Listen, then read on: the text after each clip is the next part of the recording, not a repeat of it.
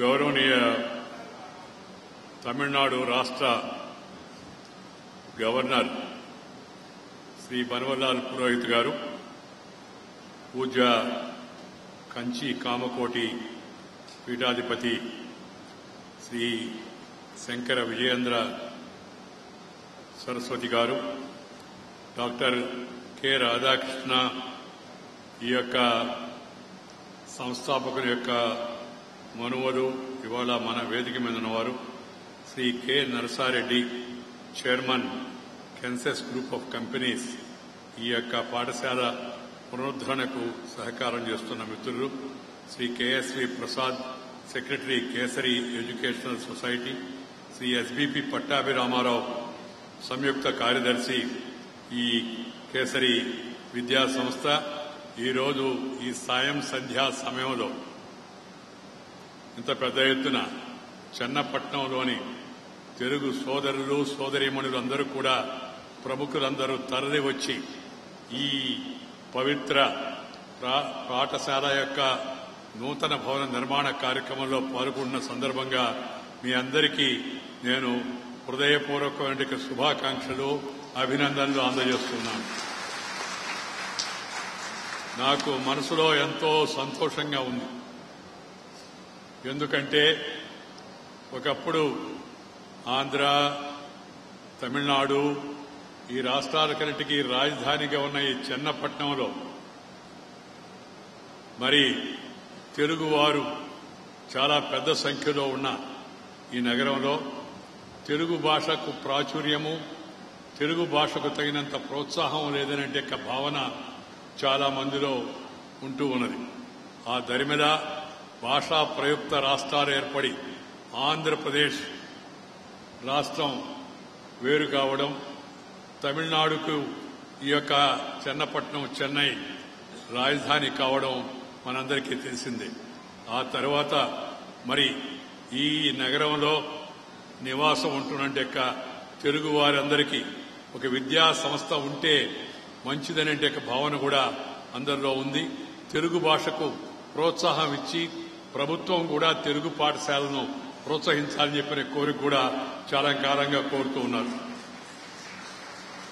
ఈ నేపథ్యంలో ఒకప్పుడు ఆనాడు మద్రాసులో తెలుగు విద్యా బోధన చేస్తూ 75 సంవత్సరాల మైలురాయిని దాటిన కేసరి విద్యా సంస్థకు రావడం, ఇక్కడ మీ అందరినీ కలవడం ఎంతో ఆనందంగా ఉంది. ఇలాంటి ఉన్నతమైన విద్యాలయాల్లో చదువుకుంటున్న ఆ చదువును ప్రోత్సహిస్తున్న మీ అందరికీ నా శుభాకాంక్షలు. పిల్లల్ని కలవడం, వారితో మాట్లాడడం నాకు ఎంతో ఆనందంగా ఉంటుంది. ఎందుకంటే ఇక్కడ చదివే పిల్లలతో నాకు కొద్దిగా ప్రత్యేకమైన అభిమానం కూడా ఉంది. ఎందుకంటే ఈ చెన్నపట్నంలో పాత కాలంలో నుంచి ఉండి కాపురం ఉంటున్న తెలుగు పిల్లల్లో ఇలాంటి పాఠశాలలకు వచ్చేట ఆసక్తి ఉన్నవాళ్లలో నేను ఒకప్పుడు శాసనసభ్యుడిగా ఉన్న ఉదయగిరి నియోజకవర్గం నుంచి కూడా చాలా కుటుంబాలు చెన్నైలో స్థిరపడి ఉన్నాయి. వాళ్ళ పిల్లలు కూడా చాలా మంది ఈ విద్యా సంస్థలో చదువుకుంటున్నారు. ఎందుకంటే వాళ్ళందరూ కాన్వెంట్లకు ఇంకా పెద్ద చదువులకు వెళ్లలేరు కదా అని చెప్పిన ఉద్దేశంతో ఈరోజు ఈ పవిత్ర కార్యక్రమంలో పూజ్య స్వామీజీ కూడా పాల్గొనడం, వారు ఆశీర్వదించడం కూడా మనందరికీ అది శుభ సూచకంగా నేను భావిస్తున్నాను. చిన్నతనంలో చదువుకోవడానికి ఎన్నో కష్టాలు పడిన శ్రీ కేసరి గారు తన పరిస్థితి మరెవరికి రాకూడదని కోరుకున్నాడు. ఆ రోజుల్లో ఆయన సంకల్పం నుంచి ఉద్యమించిన అనేక సంస్థల్లో ఈ కేసరి విద్యా సంస్థ కూడా ఒకటి కావడం చాలా ఆనందదాయకం.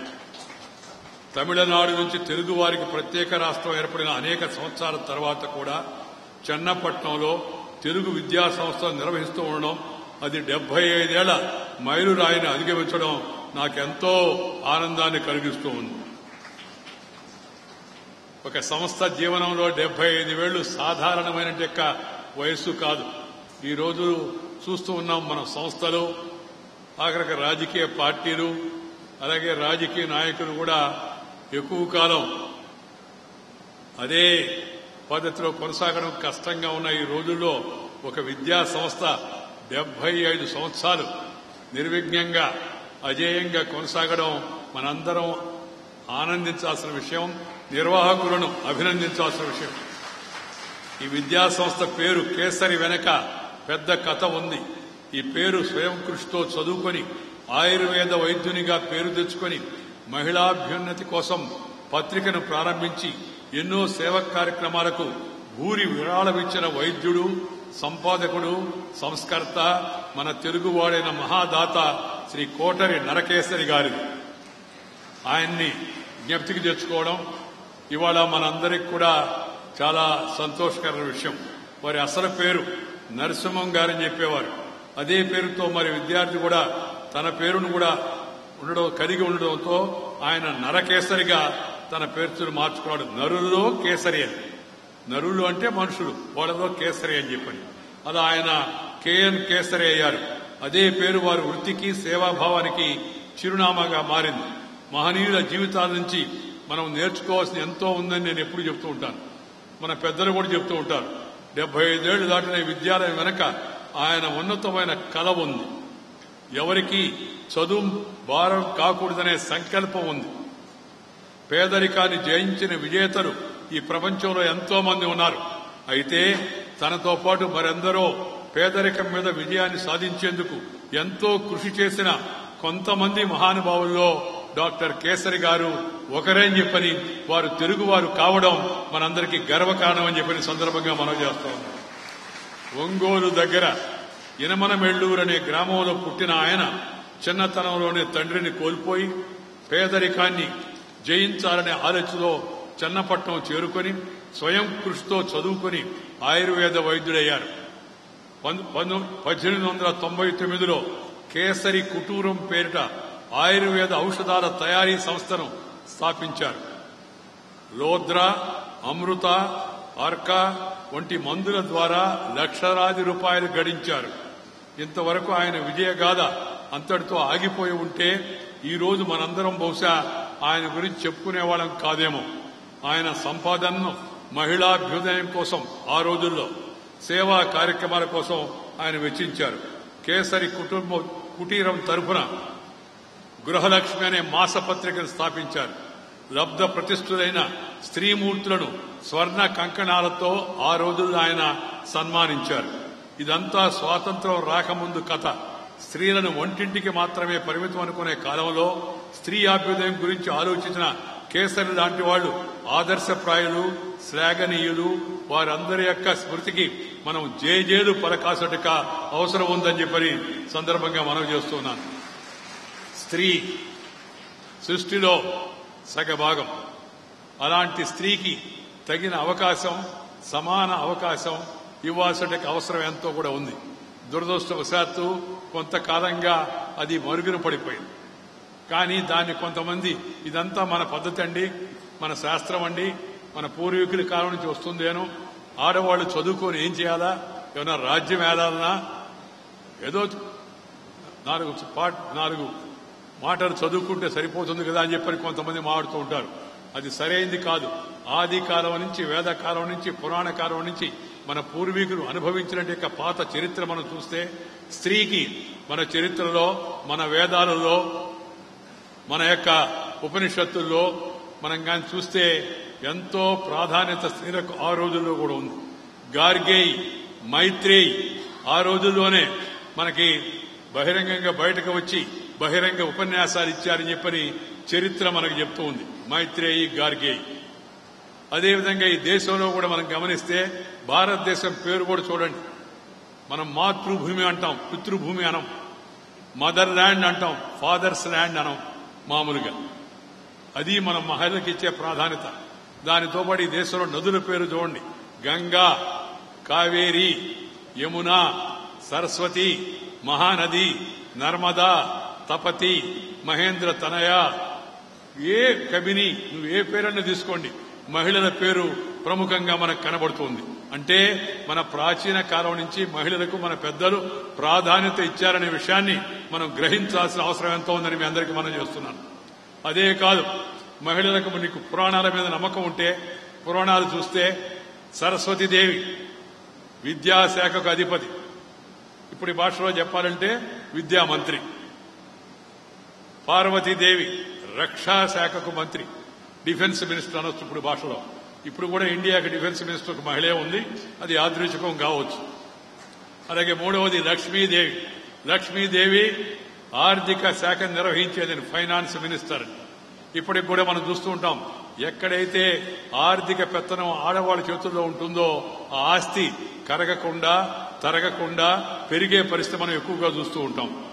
ఎందుకంటే వాళ్ళు డబ్బులు ఊరినే ఖర్చు పెట్టరు, సాయంత్రం పూట బలవంతం చేసిన మగవాళ్ళకు డబ్బులు ఇవ్వరు కాబట్టి సాయంత్రం కోసం. పగటి పూట అంటే మిగతా కార్యక్రమాలకు ఇస్తారు మామూలుగా. సో అందుకని స్త్రీకి ప్రాధాన్యత మొదటి నుంచి కూడా ఉంది, ఆ ప్రాధాన్యత కొనసాగాల్సి ఉంది. ఇవాళ మనం బేటీ బచావ్, బేటీ పడావ్, బేటీ బడావ్ అని ఇప్పుడు ప్రధానమంత్రి మోడీ గారు చెప్తూ ఉన్నారు. కానీ ఆ రోజుల్లోనే ఈ నరసింహం గారు, ఈ కేసరి గారు స్త్రీ అభ్యుదయం కోసం ఆయన కృషి చేశాడు, వాళ్ళకి స్వర్ణ కంకణం తొడిగాడంటే ఆ మహనీయుడి యొక్క దూరదృష్టిని మన అందరం కూడా గుర్తు తెచ్చుకొని స్ఫూర్తి పొందాల్సిన అవసరం ఉందని సందర్భంగా మీ అందరికీ నేను మనవి చేస్తా ఉన్నాను. మహిళలకు అవకాశం ఇస్తే అద్భుతాలు సాధిస్తారని మనకు చరిత్ర చెప్తూ ఉంది.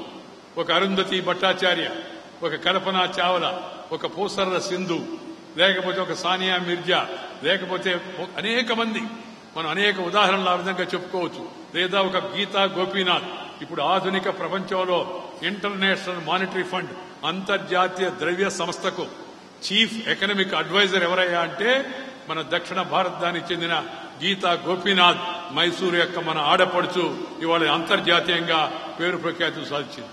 అందుకని మహిళల యొక్క చదువు కోసం అందరం కూడా కట్టుబడి ఉండాల్సిన అవసరం ఉంది. మన పిల్లల్ని చదివించాల్సిన అవసరం ఉంది. వాళ్ళకి సమాజ జీవనంలో సహభాగం కల్పించాల్సిన అవసరం ఉంది. చదువు కోసం తాను పడ్డ ఇబ్బందులు మరే బిడ్డ కూడా పడకూడదనే ఉద్దేశంతో ఆ కాలంలో పిల్లల విద్య కోసం సుమారు 2 లక్షల రూపాయలు ఆయన వెచ్చించాడు. ఆ కాలంలో 2 లక్షలంటే ఇవాళ 200 కోట్లు అవుతుంది. ఈ రోజుల్లో 100 కోట్లు అది ఉంటుందని మనం అర్థం చేసుకోవచ్చు. అంతేనా, తన చిన్ననాటి విశేషాలను ముచ్చట్లు పేరుతో పుస్తక రూపంలో తీసుకొచ్చారు. 20వ శతాబ్దం తొలినాళ్లలో తెలుగువారి జీవితాన్ని సంపూర్ణంగా వివరించేలా ఈ పుస్తకం ఉంది. గతంలో నేను ఈ పుస్తకాన్ని గురించి విన్నాను. ఈ కార్యక్రమ నిర్వాహకులు ఆ పుస్తకాన్ని అందించగా చదివాను. అది అక్షరాల కూర్పు కాదు, అనేక జ్ఞాపకాల కూర్పుగా నాకు అనిపించింది. ఈ పుస్తకం చదువుతూ ఉంటే నా చిన్ననాటి జీవితం నాకు గుర్తొచ్చింది. 3 కిలోమీటర్లు నడిచి వెళ్లి నేను చదువుకున్నాను. ఇసుకలో అక్షరాలు దిద్దాను. అప్పుడు మా పాఠశాలలో ఈ బ్లాక్ బోర్డు కూడా ఉండేది కాదు, ఎక్కువ మందికి పలకలు కూడా ఉండేవి కాదు. అందుకని మాస్టారు ఇసుకలో రాయించేవాడు. ప్రభవ, విభవ, ప్రజోత్పత్తి, అంగీరస, శ్రీముఖ అని నక్షత్రాల గురించి అన్ని కూడా రాస్తుండేవాడు. పాఠశాలలు ఇప్పుడు మనం చదువుకునే వాళ్ళందరికీ ఏసీ రూములు, ఏసీ పాఠశాలలు, ఏసీ మైండ్ కూడా వచ్చేసే చాలా మందికి. కానీ ఆ రోజుల్లో మా పాఠశాలలో రాత్రిపూట సూర్యుడు, రాత్రిపూట చంద్రుడు, పగటిపూట సూర్యుడు, అప్పుడప్పుడు వానదేవుడు కాపురం ఉండేవాళ్ళు. అంటే సరి అయిన పైన కప్పు కూడా లేదని అర్థం. మరి ఆ రోజుకి ఈ రోజుకి చూసినప్పుడు పరిస్థితులు ఎంత మార్పు వచ్చిందో. ఆ రోజుల్లో ఈ మహానుభావుడు 2 లక్షల రూపాయలు విద్య కోసం మరి ఆయన ఖర్చు పెట్టాడు. ఆయన విద్య కోసం చేసిన తపన చూస్తే మనందరికి కూడా స్ఫూర్తి కలగాలి. అందరితో కలిసి పంచుకోవడం, అందరి మంచిని కోరుకోవడం, అది భారతీయ సంస్కృతి. Share and care is the core of Indian philosophy. Survey జనా సుఖినో భవంతు, వసుదైక కుటుంబకం.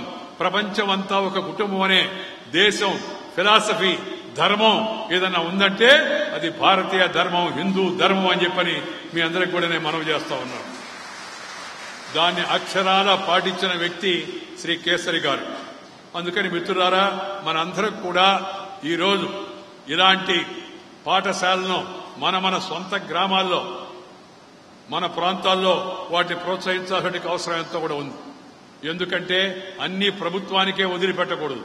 ప్రభుత్వంతో పాటు మనం కూడా చేయి కలపాల. ఈ మధ్య కాలంలో రాజకీయ నాయకుల పుణ్యాన జనానికి అందరికి ఒక అలవాటు వచ్చింది. అన్ని పనులు గవర్నమెంటే చేస్తుంది, మనం ఏం చేయబడలేదు.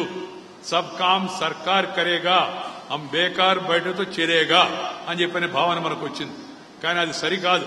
స్వచ్ఛ భారతం కావచ్చు, బేటీ బచావ్ బేటీ పడావ్ కావచ్చు, లేదా చెట్లు నాటే కార్యక్రమం కావచ్చు, లేదా నీటి చుక్కను కాపాడుకునే కార్యక్రమం కావచ్చు, సూర్యరశ్మి నుంచి విద్యుత్ శక్తి సంపాదించే కార్యక్రమం కావచ్చు, చదువు కావచ్చు, వైద్యం కావచ్చు, వీటన్నిటిలో ప్రజల భాగస్వామ్యం కూడా ఉండాలి. ప్రజల భాగస్వామ్యం ఉంటే, ప్రజల పార్టిసిపేషన్ ఉంటే అది విజయవంతం అవుతుంది. ఏదైనా మీరు చూస్తే మనకదే అర్థం అవుతుంది. అందుకని ప్రజలు కూడా ముందుకు వచ్చి మన వంతు కార్యక్రమాన్ని మనం చూడాలి. అంతేగాని చిట్టి నా బొజ్జకు శ్రీరామ రక్ష, దేశం సంగతి దేవుడిరక, ఎవడెట్టపోయినా ఎందుకు అనుకుంటే దేశం ముందుకు వెళ్ళదు, మనకు కూడా సంతృప్తి ఉండదు.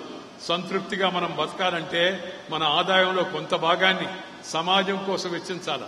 కష్టాల్లో, నష్టాల్లో, బాధల్లో, ఇబ్బందుల్లో ఉన్న వాళ్ళని ఆదుకుంటే దేవుడు మనకు మేలు చేస్తాడు. దేవుడి మీద నమ్మకం ఉంటే, నమ్మకం లేకపోతే నీకు ఆత్మ సంతృప్తి కలుగుతుంది. ఆత్మ సంతృప్తితో ఆత్మవిశ్వాసం వస్తుంది. ఆత్మవిశ్వాసంతో ఇనుమడించిన ఉత్సాహంతో మరింతగా నువ్వు చేపట్టిన కార్యక్రమాన్ని నువ్వు చేస్తావనే విషయాన్ని మనందరం కూడా గుర్తుపెట్టుకోవాల్సిన అవసరం ఎంతో ఉంది. మన భారతీయ ధర్మంలో చెప్పారు పక్కన వాడి గురించి ఆలోచించమని. నేను మొన్న ఉదయం మాడుతూ ఉంటే, సార్ ధర్మానికి మతానికి తేడా ఏందని అడిగాడు. మతము వ్యక్తిగతమైనది, అది ఆరాధన విధానం. ధర్మము అది సామాజిక పరమైనది, జీవన పద్ధతి. ధర్మం అంటే ఒక జీవన పద్ధతి, it's a way of life. దాన్ని మన పూర్వీకులు కొన్ని వేల సంవత్సరాలు జీవించి మనకు అందించారు.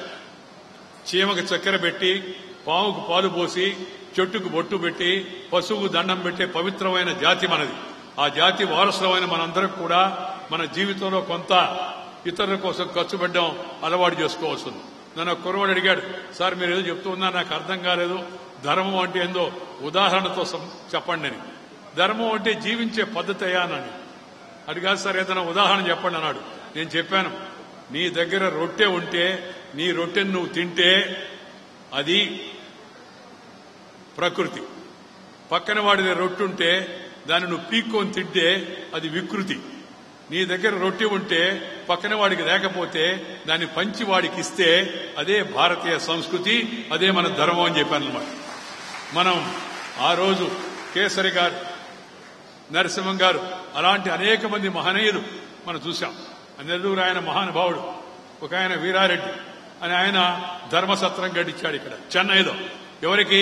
చెన్నైలో ఎవరైతే ఆరోగ్యం బాగలేక ఆసుపత్రికి వైద్యానికి వస్తారో వాళ్ళు ఉండడం కోసం ఒక ధర్మసత్రాన్ని ఆ రోజుల్లో ఆయన కట్టించాడు. మన పెద్దలు మనం చూస్తూ ఉంటే, రహదారి మీద పోతూ ఉంటే అనేక చోట్ల సత్రాలు కనబడతాయి మనకి. దొరవారి సత్రం, వెంకటాచల సత్రం అని. ఇవన్నీ కూడా మన పెద్దలు ముందు చూపుతో ప్రజల అవసరాలను దృష్టిలో పెట్టుకుని వాళ్ళు చేసినట్టు ధార్మిక కార్యక్రమాలు. ఆ విధంగా ఇవాళ మిత్రులు శ్రీ నరసారెడ్డి, అలాగే ఈ యొక్క సంస్థ నిర్వాహకులు అందరూ కలిసి ఈ పాఠశాలను అభివృద్ధిలోకి తీసుకురావడం, దీనికి ఒక అధునూతన భవనాన్ని సమకూర్చి ఈ విద్య మంచి ఉన్నత ప్రమాణాలతో తీసుకెళ్లే విధంగా ప్రయత్నం చేయడం హృదయపూర్వకంగా అందరూ అభినందించాల్సింది. భగవంతుడు వారికి తప్పనిసరిగా మంచి కలిగిస్తాడని చెప్పని నేను భావిస్తూ ఉన్నా. మా తాత నాకు చెప్పేవాడు, ఒరే నీ పని నువ్వు చేస్తే ఆనందం, నీ బాధ్యత నువ్వు నెరవేరిస్తే ఆనందం. అంటే ఎమ్మెల్యేగా, మున్సిపల్ కౌన్సిలర్గా, కార్పొరేటర్గా, ఎంపీగా, మంత్రిగా నువ్వు ఎన్ని పనులు చేసినా అది నీ కర్తవ్యం, ఆనందం కలిగిస్తుంది. నీ పని కానిది, నీ బాధ్యతలో లేనిది అలాంటి పని నువ్వు చేస్తే అది మహదానందాన్ని కలిగిస్తుందని మా తాత నాకు చెప్పాడు. అందుకే నేను ఈ స్వర్ణ భారత ట్రస్ట్ గాని ఇతర సేవా కార్యక్రమాల్లో ఎక్కువ పాల్గొనడానికి కారణం ఆ కార్యక్రమాల్లో పాల్గొన్నప్పుడు ఆనందం అతిశయించి మహదానందం కలుగుతూ ఉంటుంది. అందుకని అందరినీ నేను కోరుతూ ఉన్నా, ప్రతి ఒక్కరు కూడా ఇది మొదటి నుంచి మన పద్ధతిలో ఉంది. నాకు చిన్న పాత సంగతి గుర్తొస్తుంది. మా తాతను తలుచుకుంటే, మా తాత సెలవులకు ఊరికి వెళ్తే సేద్యంలో పాలు పంచుకోమనేవాడు. మొలతాడు కట్టిన మగవాడు గట్టుపై నిలబడకూడదు, దిగు పొలంలో పని చేయమని చెప్పేవాడు, నేర్పించాడు. ఆ తర్వాత సెలవులకు వచ్చినప్పుడు పోయి పొలానికి వెళ్లి కాపలా గాయమనేవాడు. జొన్న చేలు, సజ్జ చేలు ఉంటే ఆ సజ్జ చేలలో సజ్జ కంకులు, జొన్న కంకులు వచ్చినప్పుడు పక్షులు వచ్చి వాటిని తినేస్తాయని చెప్పని ఒక ప్లాట్ఫామ్ తల మంచి లాంటిది కట్టి దాని పైకెక్కి ఒడిశాలలో ఒక రాయి తీసుకుని ఆ రాయి విసురుతూ ఈ పక్షులను తరిమేవాడు. అప్పుడప్పుడు కొంత కుండలో శబ్దం కూడా చేసేవాడు వాటిని బెదిరించడం కోసం. అయిపోయేది. ఆ తర్వాత ఎండాకాలం వచ్చి పంట ఇంటికి వచ్చినప్పుడు మా తాత ఆ పంటలో కొన్ని కంకులు, జొన్న కంకులు, సజ్జ కంకులు, వరి కంకులు వాటిని తీసుకురమ్మని చెప్పేవాడు. తీసుకొస్తే వాటిని మా తాత ఇంటి ముందు పంచ, ఇప్పుడంటే మన అందరికి కూడా వరండాలు పెద్ద పెద్ద బిల్డింగ్లు వచ్చున్నాయి, అప్పుడు అందరికీ తాటాకు పందిరి ఉండేది ఇంటి ముందు. ఆ తాటాకు పందిరికి వరుసగా జొన్న కంకులు, సజ్జ కంకులు, అలాగే మన యొక్క వరి కంకులు వరుసగా కట్టేవాడు. మా తాత నేను అడిగా, ఎందుకయ్యా ఇవని? పక్షుల కోసం రా అన్నాడు. అదేందా పెద్ద మనిషి, అప్పుడేమో పక్షులు తరవమంటివి, ఇప్పుడేమో పక్షుల కోసం కంకులు కట్టమంటున్నావా అని చెప్పాను. ఆయన నాకు చెప్పాడు ధర్మ సూక్ష్మం ఏంటంటే, రే పక్షులకు అది పండిందా లేదని తెరవదు, అందుకని వచ్చి తిని అవి చెడగొడతాయి, అందుకని వాటి తరవాలప్పుడు. కానీ ఇప్పుడు పండాయి, పంట నీ ఇంట వచ్చి నీకు సంతోషాన్ని కలిగిస్తుంది, అందుకని ఈ పంటలో కొంత వాటికి కూడా పంచాలా, అందుకే నీ పంచలో ఇవన్నీ కూడా వేలాడి తీయాలని చెప్పేవాడు. ఎంతటి పెద్దల జీవనంలో, మన ఆచార వ్యవహారాల్లో, మన ధర్మంలో, మన సంస్కృతిలో, మన గురువులు ప్రబోధించిన శాస్త్రాల్లో ఎంత నిగూఢమైన అర్థం, ధర్మ సందేశం ఉందో మనందరం కూడా అర్థం చేసుకోవాలని చెప్పని ఈ సందర్భంగానే మనం చేస్తూ ఉన్నాం. ఈరోజు మరొక సంతోషమైన కార్యక్రమం ఏంటంటే, తెలుగు భాష పరిరక్షణ కోసం తెలుగు మర్చిపోకుండా పరాయి రాష్ట్రంలో ఉన్నప్పటికీ కూడా తెలుగు భాషను చదువుకునేందుకు ఈ విద్యా వ్యవస్థను ఏర్పాటు చేసి 75 సంవత్సరాలుగా దీన్ని నిరాటంకంగా కొనసాగించడం, మన యొక్క ఈ ఉన్నత పాఠశాల ప్రధాన అధ్యాపకులు గోపాలయ్య గారి నేతృత్వంలో అందరికీ మరి 100% మంచి ఫలితాలు రావడం అవుతుందో సంతోషించగలిగే పరిణామాన్ని మీ అందరికీ మనం చేస్తున్నాం. భాష, భావన ఇవి రెండు కూడా కలిసి నడుస్తాయి. భాష और భావన एक साथ चलता है. బికాస్ నీ భాషలో నువ్వు సరిగ్గా మాట్లాడగలవు, ధారాళంగా చెప్పగలవు, మంచిగా ఆలోచించగలవు. You will be able to articulate better in your mother tongue. అందుకని ప్రతి ఒక్కరు కూడా మాతృభాషలను పరిరక్షించుకోవాల్సి ఉంది. ఎక్కడ ఉన్నా, ఏ ప్రాంతంలో ఉన్నా, ఏ దేశంలో ఉన్నా మన భాషను మర్చిపోకూడదు. మన మాట, మన బాట, మన ఆట, మన పాట, మన భాష, మన యాస, మన గోస, మన కట్టు, మన బొట్టు, ఆఖరికి మన తిట్టు కూడా మనం మర్చిపోకూడదు. ఎందుకంటే మన తిట్టు అంత బాగుంటాయి, మంచి తిట్టు కాబట్టి, సంస్కారవంతమైన తిట్టు కాబట్టి. మన కట్టు, మన బొట్టు ఎక్కడికి వెళ్ళినా సంతోషించాలా, మన దాన్ని మనం వదలకూడదు. నేను ఉపరాష్ట్రపతి అయిన వెంటనే ఢిల్లీలో ఉన్న మిత్రులు, పత్రికా మిత్రులు అందరూ కలిసి, సార్ మీరు ఇప్పుడు ఉపరాష్ట్రపతి అయ్యారు కదా అన్నారు. అవునన్నా. ఇంగ్లీషు మీడియం వాళ్ళు కూడా, sir now you have become vice president. I said yes. So you have become vice president sir. Yes, I have become vice president. So what? Vice president అయిన తర్వాత అని చూస్తున్నారు. ఏందయ్యా అని అడిగా. వైస్ ప్రెసిడెంట్ అయితే అదేదైనా సూటు, బూటు, హ్యాటు ఏదో ఉండాలి కదా మామూలుగా అన్నట్టుగా. వాట్ అబౌట్ ద డ్రెస్ అని నేను చెప్పాను. No change of dress, but only change of address. 30 Abdul Kalam road నుంచి 6 మౌలానా ఆజాద్ రోడ్డుకి మారుతున్నాను తప్పితే, చిరునామా మారుతుంది తప్పితే వేషం మారదు అని చెప్పి వాళ్ళకి నేను చెప్పడం జరిగింది. నీ భాష, నీ వేషం, నీ కట్టు, నీ బొట్టు, దాన్ని నీకెంతో సంతృప్తినిస్తుంది, నీకు ఒక ప్రత్యేక గుర్తింపునిస్తుంది. ఐక్యరాజ్య సమితికి వెళ్ళినా, అమెరికాకి వెళ్ళినా, ప్రపంచ వేదిక మీదకి వెళ్ళినా నేను ఈ దుస్తులతోనే వెళుతున్నాను. సరి ఉన్నప్పుడు సరిగుడ్డలు వేసుకోవచ్చాము, కానీ మామూలప్పుడు గౌరవం ఏం తగ్గదు. ఇంకా నీకు ఆత్మ సంతృప్తినిస్తుంది, నీకు మరెంతో గుర్తింపు కూడా ఇస్తుందని మీ అందరికీ కూడా మనం చేస్తా ఉన్నాం. ఏ రాష్ట్రంలో ఉంటే ఆ రాష్ట్రం యొక్క నియమాలను మనం పాటించాలి. If you are in Tamil Nadu, you have to follow Tamil Nadu government's rules and regulations. You must respect your neighbours, the other Tamilians, because we are all living together. They are our brothers and sisters. We should respect them. At the same time, we should never forget our mother tongue, our language, our Telugu. ఆ తెలుగుని ఎప్పుడు కూడా మనం కాపాడుకోవాలా. చాలా కాలంగా మిత్రులు ఇక్కడ కోరుతూ ఉన్నారు. డాక్టర్ సిఎంకే రెడ్డి గారు, ఇంకా అనేక మంది మిత్రులు చాలా కాలంగా, వెంకటస్వామి నాయుడు గారు, వీళ్ళందరూ మన తెలుగు భాషను చదువుకునే సౌకర్యం తమిళనాడు కూడా ఉండాలని నేను గవర్నర్ గారికి కూడా చెప్పాను, ముఖ్యమంత్రి గారికి కూడా చెప్పాను. రేపు మళ్ళా కూడా ముఖ్యమంత్రికి మరొకసారి గుర్తు చేస్తాను. తమిళనాడులో కూడా ఎవరైతే తెలుగులో చదువుకోవాలనుకుంటారో అలాంటి తెలుగు పాఠశాలలకు గుర్తింపు ఇవ్వాల్సిన అవసరం ఎంతో ఉంది, వాటిని ప్రోత్సహించాల్సిన అవసరం ఉంది. ఆంధ్రప్రదేశ్లో ఉన్న తమిళ సోదరులకు తమిళంలో చదువుకునే అవకాశం వాళ్ళకి కల్పించాల్సి ఉంది. It is our duty, it is our mutual responsibility to respect each other and to encourage and promote their mother tongue. అసలు నేనైతే అనుకుంటాను ప్రతి ఒక్కడికి మాతృభాషలో ప్రాథమికమైన చదువు అవసరం. కానీ మనందరం పాశ్చాత్య వ్యామోహం వలన కరలియల్ మైండ్ సెట్ తో మనందరికీ పరభాషా వ్యామోహం ఎక్కువైంది. మన భాషను మర్చిపోతూ ఉన్నాం. నేను ఎక్కడికి వెళ్ళినా చెప్తూ ఉంటాను 5 విషయాలు. ఇవాళ కూడా చెప్పాను 2 యూనివర్సిటీ కాన్వకేషన్లో. ఒకటి, కన్న తల్లిని జన్మలో మర్చిపోకూడదు. నీకెంత అందమైన అపరూపమైన జన్మనిచ్చిన తల్లిని జీవితాంతం గుర్తుపెట్టుకోవాలి. తల్లి అంటే తండ్రి కూడా. Mother includes father also, because woman అంటే WOMAN. రెండవది, జన్మభూమి, నువ్వు పుట్టిన ఊరుని నువ్వెంత స్థాయికి వెళ్ళినా సరే మర్చిపోకూడదు, ఎక్కడ ఉన్నప్పటికి కూడా. మూడవది, మాతృభాషను, తల్లి గర్భం నుంచి వచ్చిన భాషను మనం ఎప్పుడూ మర్చిపోకూడదు. మాతృభాష కళ్ళ లాంటిది, పరాయి భాష కళ్ళద్దాలు లాంటిది. కళ్ళుంటే కళ్ళద్దాలు పనిచేస్తాయి, కళ్ళేది ఏమనుకోండి కళ్ళద్దాలు పనిచేయవు. Mother tongue is like your eye sight, other language is like spectacles. If you have eyesight, then spectacles will give you foresight also.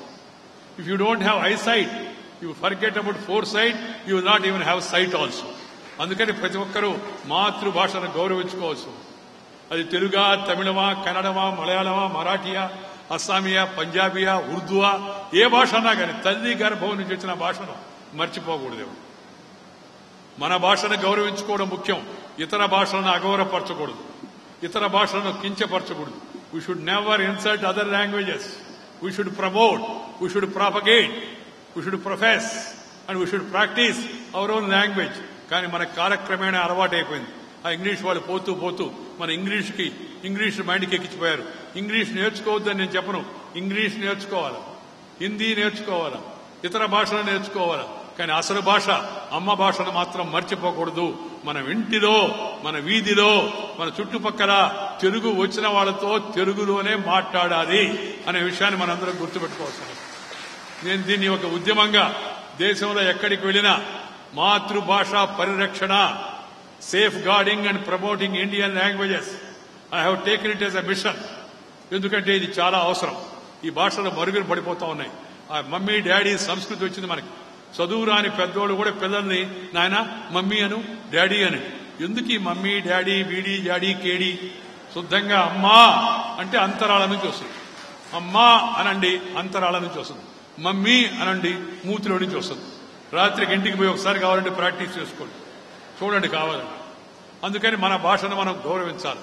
దానితో పాటు మాతృ దేశాన్ని మర్చిపోకూడదు. అటక్క నుంచి కటక్క వరకు, కన్యాకుమారి, కాశ్మీర్ వరకు ఈ సమాజంలో ఉంటే అన్ని వర్గాలు, అన్ని ప్రాంతాలు, అందరూ ప్రజలు కూడా మన భారతీయులే.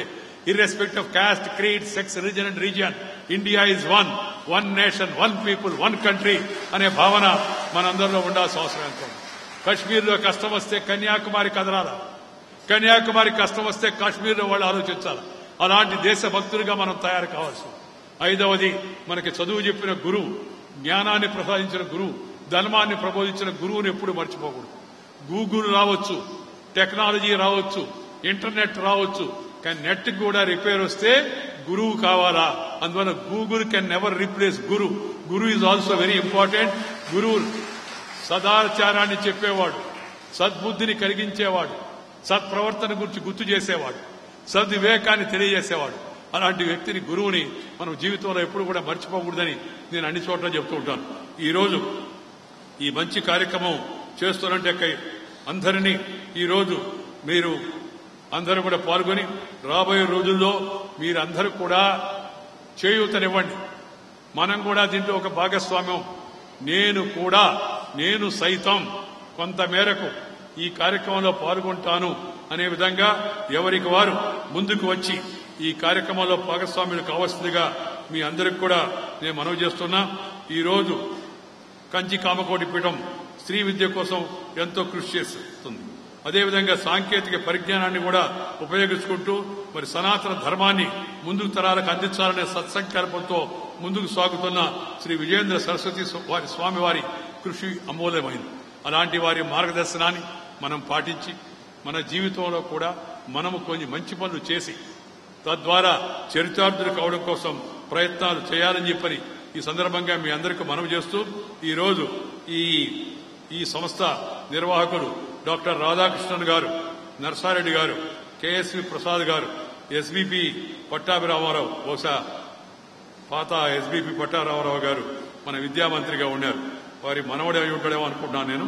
ఏమైనా చెన్నైలో ఉన్నట్టే తెలుగు వారందరూ, తెలుగు వారి ప్రతి ఒక్కరి చేయి కూడా ఇలాంటి విద్యా సంస్థల్లో కేవలం ఇదే కాదు మరెన్నిటినో ప్రోత్సహించి ప్రజాహిత కార్యక్రమాలు అందరూ పాల్గొవాలని కోరుతూ ఈరోజు ఇది చాలా చిన్న కార్యక్రమం. మా వాళ్ళు చెప్పారు, sir vice president of India going to a school function అని చెప్పి నేను చెప్పాను. విద్య అనేది చాలా ఉదాత్తమైంది. అది కూడా 75 సంవత్సరాలు పూర్తి చేసింది. ఆ రోజుల్లో ఒక మహానుభావుడు వేసినట్టు విత్తనం పెరిగి పెద్దదైంది. దాన్ని ఇవాళ మరింతగా పునరుద్ధరించే కార్యక్రమం చేస్తూ ఉన్నారంటే అలాంటి కార్యక్రమంలో పాల్గొనడం ద్వారా, ఉపరాష్ట్రపతి పాల్గొనడం ద్వారా మరింత మందికి మరి ప్రోత్సాహాన్ని ఇచ్చినట్టు అవుతుంది. తప్పనిసరిగా కార్యక్రమంలో పాల్గొందామని చెప్పి నేను మా అధికారులకు చెప్పి ఈ కార్యక్రమంలో పాల్గొనడం జరిగింది. కొంత నా రాక వల్ల కొంత మీకు ఇబ్బంది కలిగి ఉండవచ్చు, కానీ తప్పదు. ఎందుకంటే ఉపరాష్ట్రపతి అంటే దానికి కొన్ని నియమ నిబంధనలు, కొన్ని ప్రోటోకాల్, కొన్ని పరంపరలు ఉన్నాయి. మీకేమి నాకే కొంత ఇబ్బందిగా ఉంది. ఎందుకంటే నేను 42 ఏళ్లుగా నేను ప్రజా జీవనంలో రాత్రి మోడు తిరుగుతూ ఉండేవాడిని. 42 years 24/7 ఎప్పుడు ఖాళీగా ఉండేవాడిని. Meeting people, greeting people, talking with people, walking with people, spending time with the people, going to different houses, different places has been my pastime. First time in my life after 42 years, this is the first election where I have not seen, where I have not talked, where I have not spoken, I have not given any statement because of the position I am holding now as the Vice President of India.